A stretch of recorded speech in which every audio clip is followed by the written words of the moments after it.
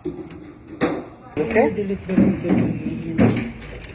Please delete the video, sir. You have 17 years. Sorry, sir. Sa una, no? Buksan ang malita. Laglag bala. Tapos subong, kap-kap kawat. Ano naman ang isunod ninyo mga unipot, ha? Ano naman ang kabulastugan na isunod pagid ninyo? Kay man subong, sikat na naman ang Pilipinas diri sa Thailand. Sikat na naman. Kay man, isa ka turista. Naghapit lang, kay mapa-Japan siya.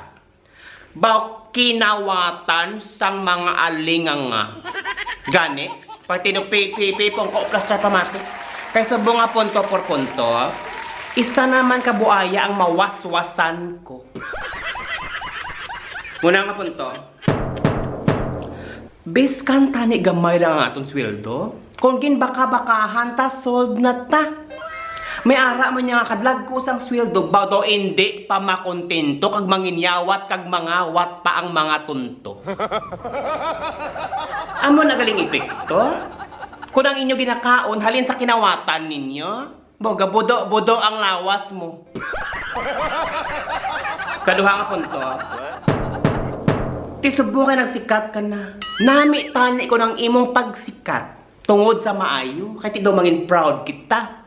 Pero ang iyong mong pagsikat, diri sa Thailand, sa iban paging pungsod nagsikat, kaya kay man nangawat kang uniputa ka. Makita ng video sang imo nga kapamilya, kabataan, anong imoon nila?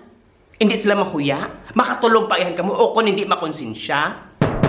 Base subong palang isuka na nila. Ang tanan nga pinakaon mo sa ila, kay nabalaan, halin sa kinawatan. Ikatatlo nga punto.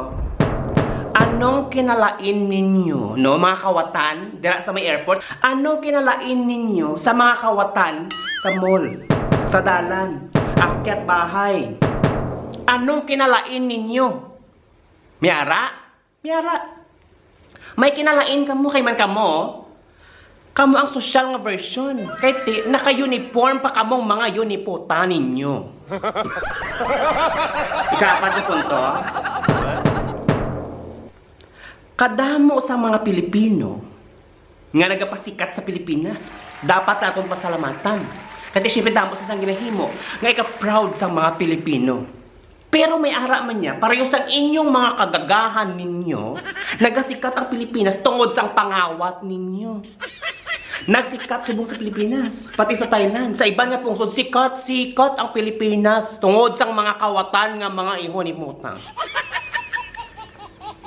Di pa rin subong sa akon, no? Mga OFW, ilabi na gid mga teachers diri sa Thailand. Dalahig tanan. Kagina, may estudyante na mangkot sa akon. Sila isang estudyante, 12 anyos. Teacher J, di ba? Taga Pilipinas ka? Siling ko man huo. Sang nabalaan ko tani ko anong ihambal yung nga pamangkot sa akon. Mo Diyos ko, lumamba ko, dota alam mo na ako. Pero wala ko pangaman. Siling niya sa akong teacher. Kay subong sikat ang Pilipinas. Kay may isa ka tayo nga nagkanto digto, ginkawatan siya. Wala ka pangaman sa teacher. Tao di po. Ma-teacher, kung tayo pa paano ko na-explicar? Paano ko explicar? Paano ko dipindihan ang Pilipinas? Wala ka pangaman, teacher. Naghambal na lang ako. Tanan nga pungsod, biskan diin man ina ang kalibutan. Mayara sa maayo, hindi man ikawan ang mga malain. Parehas man diri sa Thailand. May maayo, may malain, di ba? Pero ikaw, may choice kagid permi. May choice ikaw sa imo ginapanghimo. Ang imo nga choice dapat mangin maayo ka permi. Parehas kay Teacher J. Maayo. Nagapangyaw-yaw like, ginayaw-yaw ta kamo, pero may mabalaan kamo, may matunan kamo para magamit sa future ninyo. Amo ng inyong pamarisan. Hindi kay parehos sang kawatan nga atong sa Pilipinas kay man mga makawat, mga yonip, ha.